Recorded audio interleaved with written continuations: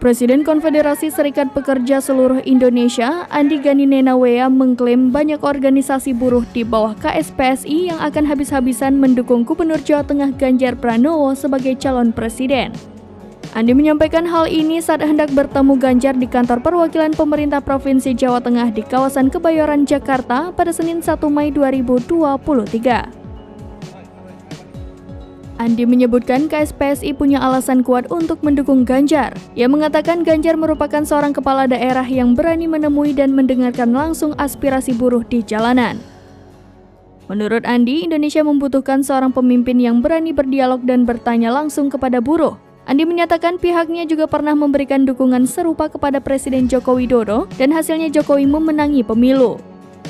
Andi menambahkan pertemuannya dengan Ganjar bertujuan untuk berdiskusi agar Ganjar memahami masalah yang dihadapi buruh jika terpilih kelak. Untuk diketahui sejauh ini Ganjar sudah didukung oleh 4 partai politik yakni PDIP, Partai Persatuan Pembangunan, Partai Hanura dan Partai Solidaritas Indonesia.